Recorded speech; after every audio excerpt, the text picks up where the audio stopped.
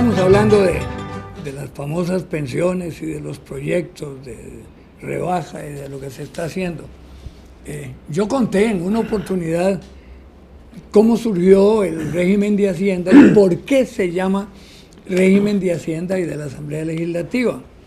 El proyecto original fue de don Alberto Martén y a don Alfredo Hernández Bolio le tocó presentarlo ante la Asamblea y lo rechazaron varias veces y la cosa no caminaba, a pesar de que se creaba un impuesto del mismo sistema para su manutención, usemos un término inadecuado, pero bueno, para su sostenibilidad.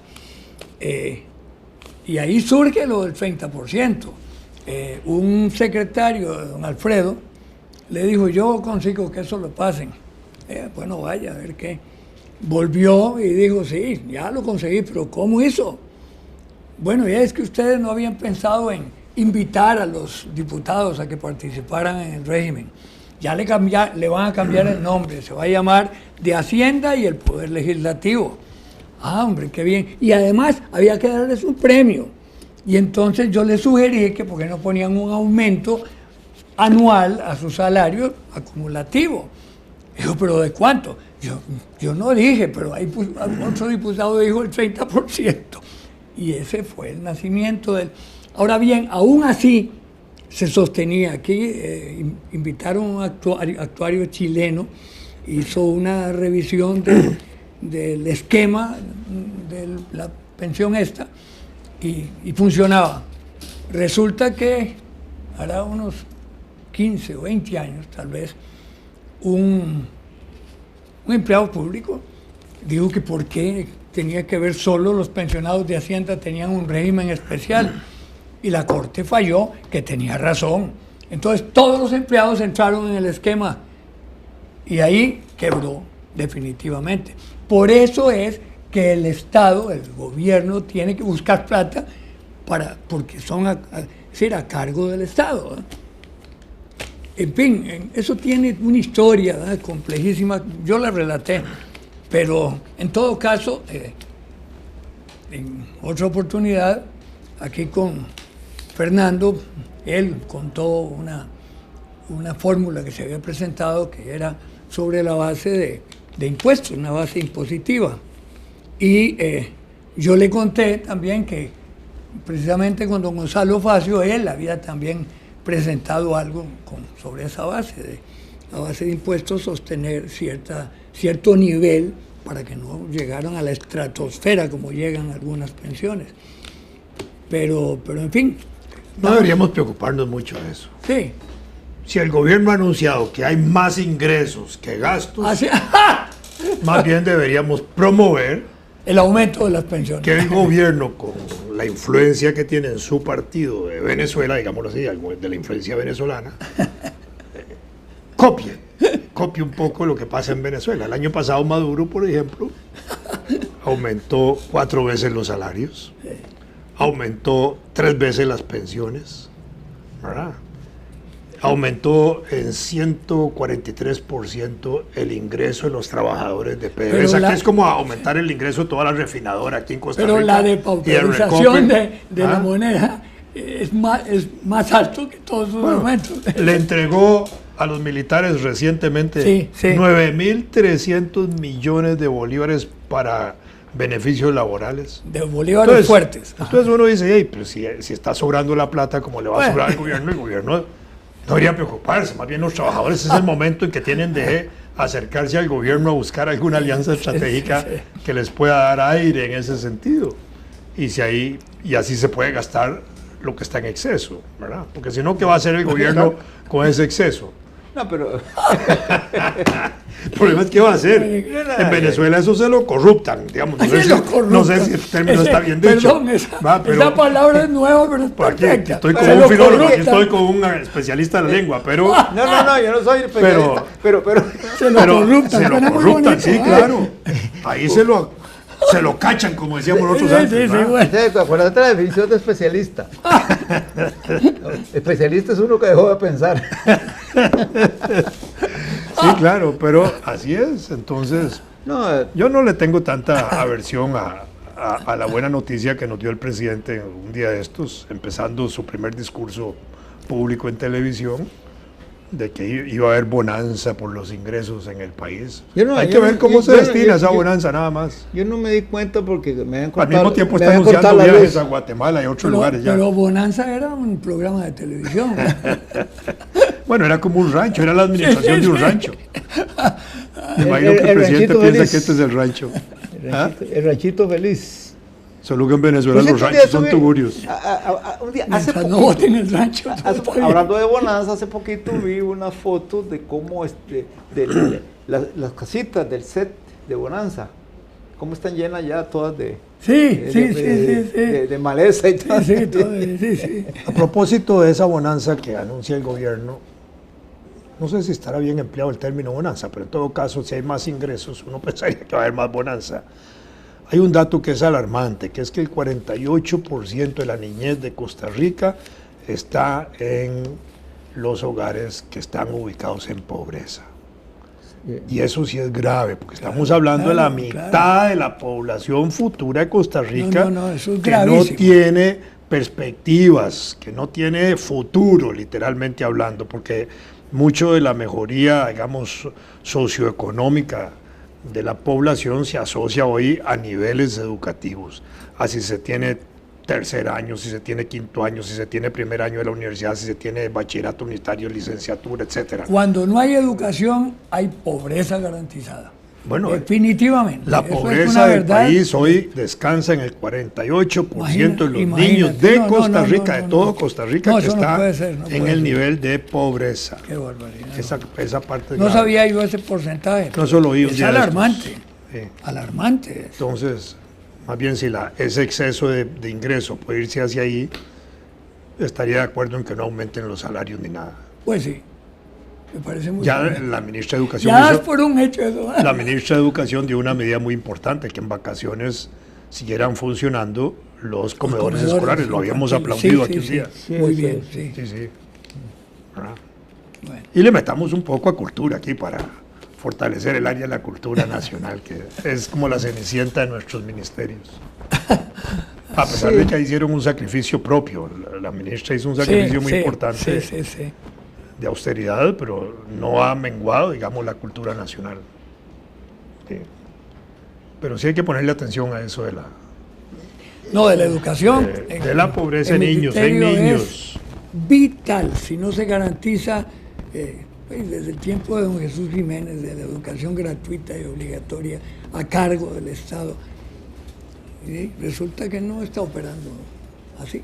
Y por eso, claro, es que hay una serie de factores que habría que analizar, cómo esos focos de pobreza y que afectan a los niños también tienen mucho que ver con las migraciones, ¿verdad? Que han sido muy fuertes. No. Yo creo que a veces cometemos el error de que le echamos la culpa a la migración nica de todos los males de Costa Rica. No, yo no estoy diciendo... No, la migración importante es la que viene de los nicaragüenses, Bueno, sí. para nosotros. Sí. Y entonces si hay delincuencia son los nicas, si hay pobreza son los nicas, si hay esto son los nicas. yo Si hay no. desempleados son los nicas.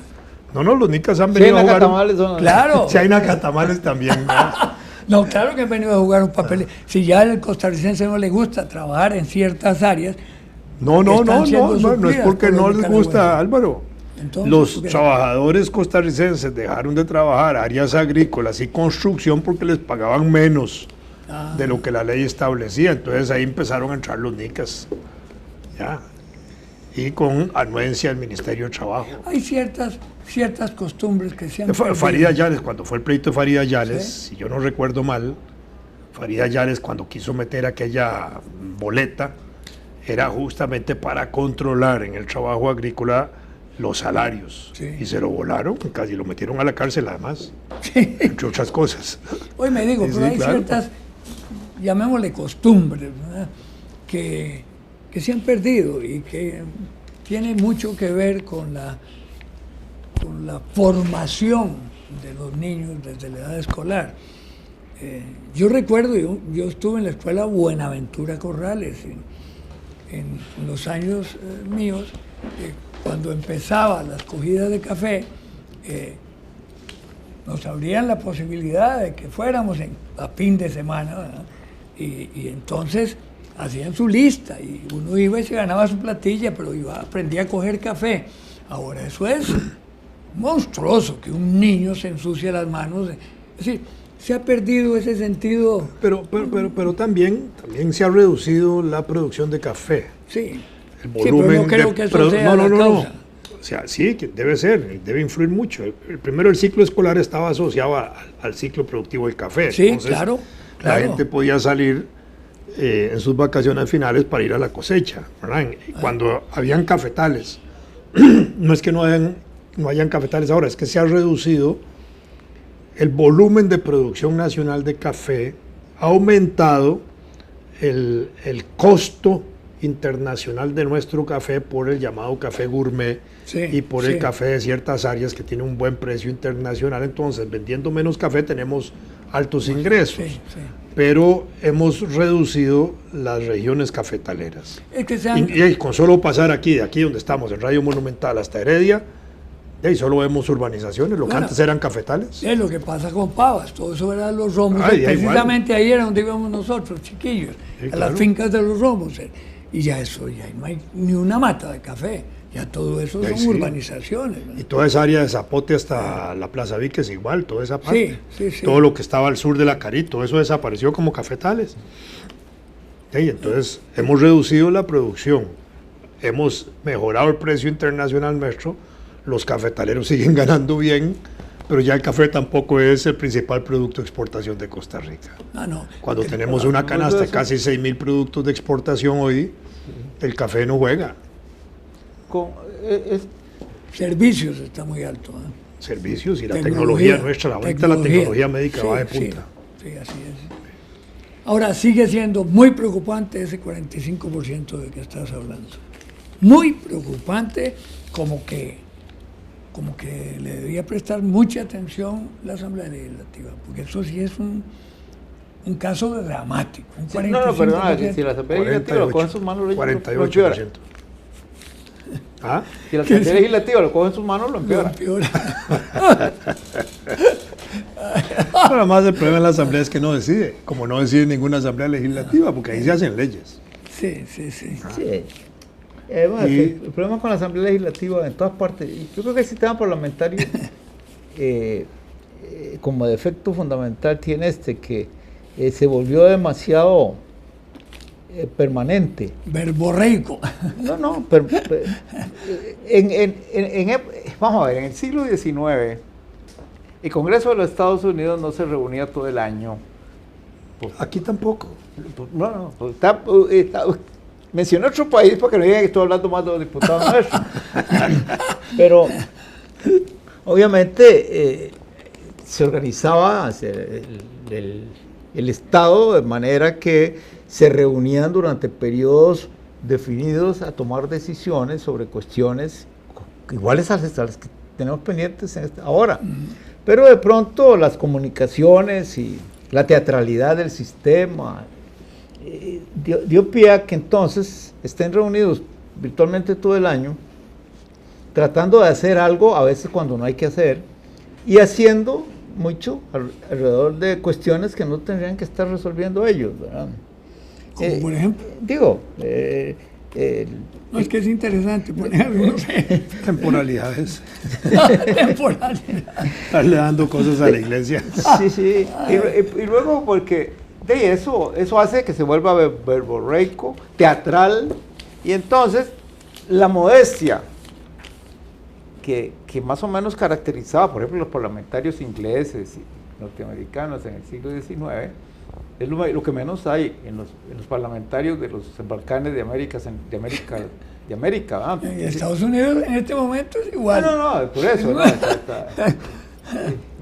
Pero entonces acaba uno pensando que el veneno lo traía el sistema parlamentario en su propia cola, como los alacranes. Y los alacranes dicen que cuando están en apuros se suicidan, pero el sistema parlamentario no se va a suicidar, ¿verdad? Y lo que necesitan es un poder ejecutivo tipo cucaracha. que ponga Porque, el ala sobre- exactamente, porque en el pleito entre una cucaracha y un alacrán, la cucaracha le pone el ala encima al alacrán y el alacrán se mete en su propia ponzoña. Ah, mira, yo no interesante. sabía, Sí, sí. yo no sabía eso. Y se Sí, muere. claro. Sí, claro. Claro. Sí. Sí, Entonces sí. aquí es un problema de alacranes en el Poder Ejecutivo y cucarachas en la Asamblea. Hay que ver quién pone el ala. Las cucarachas son muy inteligentes. Acuérdate que No cuando, son nada tontas. cuando se asoman, Son los hacen animales así, que más para han ver qué es lo que sobrevivido. hay, ¿verdad? Y si hay algo, se vuelven a meter. De los que más han sobrevivido. No, no, pero Ponen yo no el quería radar, comparar a nadie funciona. con cucarachas. Yo solo estaba hablando del problema. Es muy Bueno, complicado. cucarachones, sí. Más grandotes, más elegantes. Bueno, como ustedes saben, yo soy pesimista. Y- Por cierto, yo he dejado de ver cucarachones. Ah, Yo he dejado de verlos. Antes, también. Ya no antes existen. aparecían. ¿se acuerdan No, ya que no eran hay. tantas? Unos monstruos así. Las sí, blatarias, sí, las sí, blatarias, sí. aquellas que... sí, no, ya no existe. ¿Pero por qué no? No Tienen sé. que existir. Pero, por ejemplo, yo recuerdo que en Limón las cucarachas parecían ratas. No, pero enormes. sí, pero- Como decía un amigo mío, uno las mata y gritan. Pero, Sí. pero en los lugares boscosos sí aparecen. Es decir, Sí. es cuestión de que seguro con el uso de Y el abuso. insecticidas. Una vez yo hice una comparación de un cucarachón con un diplomático. Pues más que con un diplomático, con alguien que usaba frac. Además era muy grandote. Entonces, cuando a mí me nombraron embajador, yo sufría de pensar que en algún momento tenía que ponerme un frac. Iba a ser yo el cucarachón otra vez, pero dichosamente nunca tuve que usar frac. Y pensé Tragándome No, yo no, mis no, propias iba a contar palabras. Y nunca tuviste que usar. No, Chaqué, sí. ya no se usaba. Pero el chaqué, No, tampoco. tampoco. No, no. Entonces, ¿es qué? La media etiqueta que No, la inventamos media etiqueta nosotros. ¿de qué? trae formal. Yo conocí a un funcionario diplomático costarricense de rango medio cuando yo estaba en...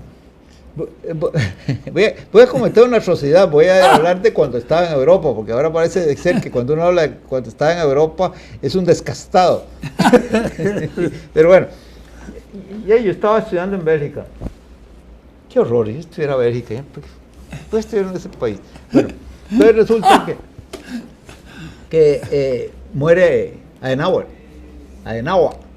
Y entonces ya el hombre, él estaba retirado más o menos, ¿verdad? Pero claro, era Adenauer. Entonces, los funerales iban a ser majestuosos, como fueron. Sí, claro. Y entonces este funcionario diplomático costarricense se vistió de frac. Se disfrazó, se De disfracó. frac, no sé, todo, Bombín, con toda la smoking y parafernalia todo. No, diplomática. pero que para puede ser. una cuestión de esas es ¿cómo se llama? El chaqué. El chaqué, bueno. Sí. A mí no me pregunte porque yo soy polo. Entonces, llega, Ahora les cuento una anécdota. llega al lagar central don de Pepe. Bruselas para irse para Bonn, al funeral, con un paquete de sándwiches en la mano y en segunda clase. Y ahí está bien, digo, era pero Muy consecuente. yo no sé si en Bonn lo estaban esperando. Con pan bon. Estaban esperando con pan bon para los sándwiches. Debe haber sido Bueno, una desilusión esperarlo en un tren de segunda una clase. anécdota de don Pepe Figueres, ¿verdad? Que es de veras que genio y figura hasta la sepultura. Estaba yo en Bogotá, de embajador, y llegó don Pepe en una visita oficial. Y entonces lo primero que se estila es ponerle una corona al Libertador, ¿no? Entonces, don Gonzalo, tan formal como era, don Pepe, acuérdese que hay que ir con chaqué. Sí, yo sé. Bueno, íbamos a salir y aparece don Pepe con chaqué y pantalón de frac. Y le dice, don Pepe, eso no es ese pantalón, ese es igual, ¿quién se va a fijar? Sí, se fijan, y lo agarró porque lo manejaba, venga y lo cambio. Y regresó con el pantalón rayado, pero furioso. Este chalo todo el tiempo está con esas carajadas. Y yo, Hay un libro... Y en Colombia se hace la genuflexión ante el Libertador, igual que en Venezuela. Claro. Es una cosa increíble. No, claro. Porque obligan en el protocolo a que los embajadores hagan una genuflexión. Sí, tienen que, en Colombia también. Libertador. Y eso es una carada tan... A mí me chocó, digamos, porque yo soy republicano, pero pero No hay extremo. tuve que hacerlo. Yo creí que es que vos estabas molesto porque solo la hacías ante el altar. No, ni esa, pero es que, por ejemplo, en Francia, cuando uno ve la tumba de Napoleón, uno tiene que ver hacia abajo. Pero ahí es que hay que hacer una genuflexión, ahí no es cuento. Bueno, No, pero sí, mira, Colombia también. tal vez si pensás en lo que leí sobre Bolívar, que me llamó la atención porque yo admiro la figura de Bolívar y no es que la he estudiado a fondísimo, pero algo. Y resulta que el cálculo que hicieron, yo no sé quién lo hizo, que caminó a caballos 123.000 kilómetros. Le decían nalguepiedra. Así Más- le decían. Más que Alejandro. Sí, claro. Así que, hey, Hay un libro. No, estamos de acuerdo. No, Está bien. el señor Bolívar es Hay es un Bolívar. libro. Es Peleó el más Estoy batallas seguro que que tú lo Napoleón. leíste, Las estaciones No, de Manuelito. conozco bien, sí, conozco Muy bastante bueno. la obra. de Y Bolívar. habla de esa Y de Manuelita también. cabalgata. Sí, de Ah, Manuelita y- también, sí, claro. Una maravillosa Sí. mujer interesantísima. Sí. el general Ahora, que es- La liberó y libertadora del libertador. que se especializó, fue presidente de 6 países, fue, o de 5. Bolivia, Y todo el área liberada. Ecuador, Colombia, Venezuela. Perú y Perú. Bueno, Sí. Esos sí, son los sí, países siempre bolivarianos. liberó, nunca ocupó. Sí, claro. Pero bueno, la verdad es que dice que hay que Se aterrizar. portó muy mal con Haití, pero vamos. Bueno, sí, eso sí.